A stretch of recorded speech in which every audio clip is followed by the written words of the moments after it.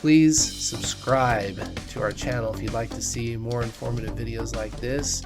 Recently, I've helped a couple of customers set up and use Fishbowl Drive, which is a feature Fishbowl has to allow you to save documents to sales orders and purchase orders, and basically save documents in Fishbowl. As much as I hate paper and we want to get away from paper, I understand that sometimes it can be a good thing, and this is why this feature exists. So in this video, I'm going to show you what Fishbowl currently calls, as of March 15th, 2023, Fishbowl Drive.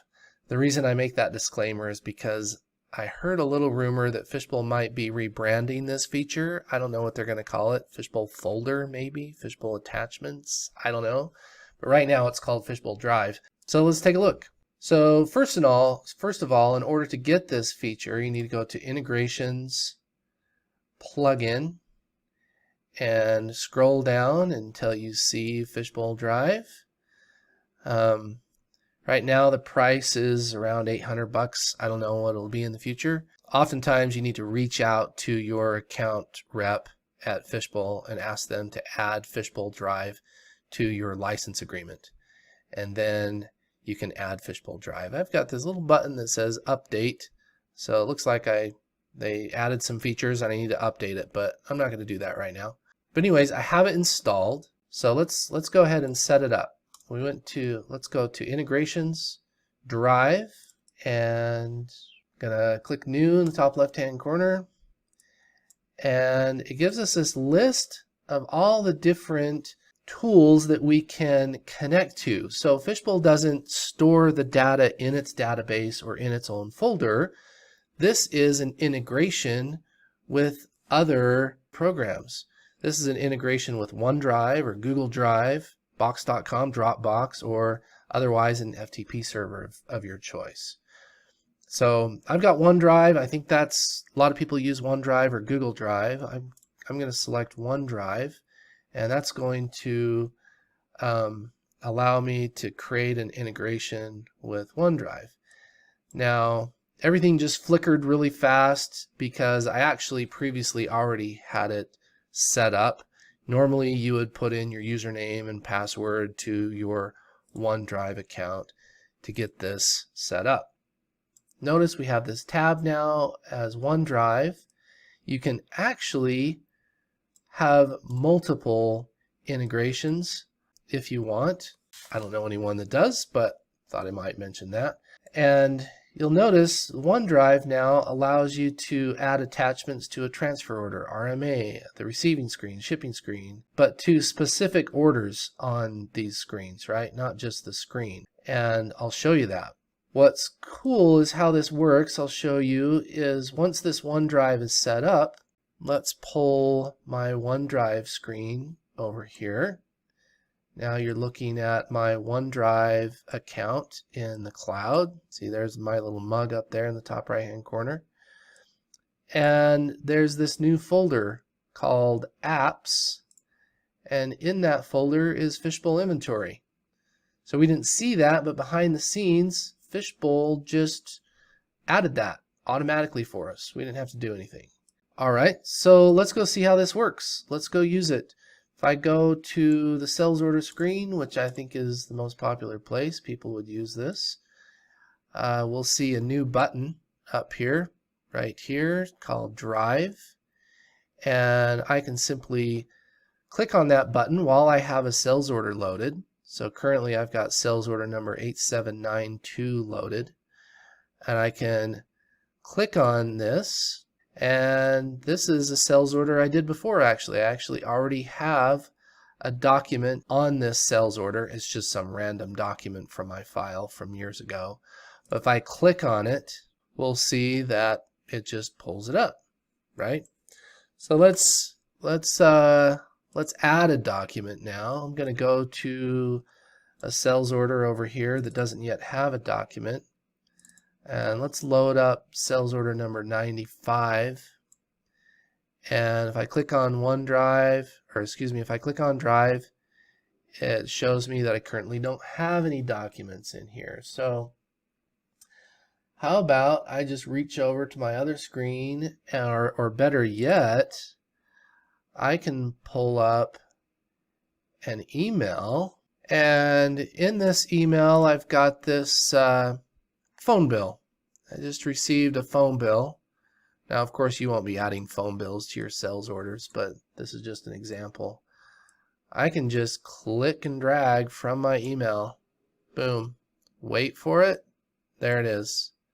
Now we've got an attachment on here. So if your customer signs a sales order confirmation, for example, and emails a sales order confirmation back, and you get this PDF with a signature on it, you can just click and drag it straight from the email, and there it is. Click OK, and sales order 95 now is always going to have that document associated with it. Whenever we go to sales order 95, we'll see that. If we go to a different sales order, double click on this estimate 71098 and click on Drive. That document's not there, so it's only associated with the specific order, right? Now let's do one for a purchase order. If we go to a purchase order, we can do the same thing. Let's say the vendor signs something, or maybe sends you an invoice in an email. You can pull up the purchase order, click Drive, right? Attach it in there. Or, we do our reconciliations from the receiving screen. So maybe we get the invoice. If I'm thinking about vendor invoices and we want to attach a vendor invoice, this seems like a more plausible usage of this feature. We click on Drive, and then it gives us a pop-up that's associated with that. Let's go back to my email here, and we'll click and drag something from my email that just happens to be an invoice, and click OK, and there it is. Where are all these documents going, you might ask? Where is Fishbowl storing these? So let's go take a look at that. I'll show you where Fishbowl is storing these. I'll click and drag back over to here. The folder that Fishbowl created in the OneDrive, if I go to this folder, it has the name of the Fishbowl account. So some people have more than one Fishbowl account. So here's the name of our license, and we've got something in the receiving screen, PO number 8. So here's the document associated with PO number 8 in the receiving screen. So Fishbowl is already organizing everything. Here, PO number 14 and the documents for that, and PO.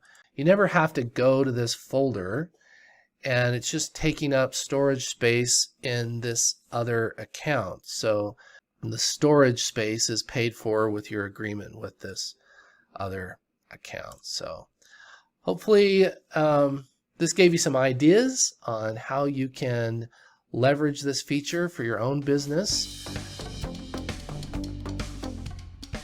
Remember, back here on the Drive screen, it says all the different screens that you can store something for.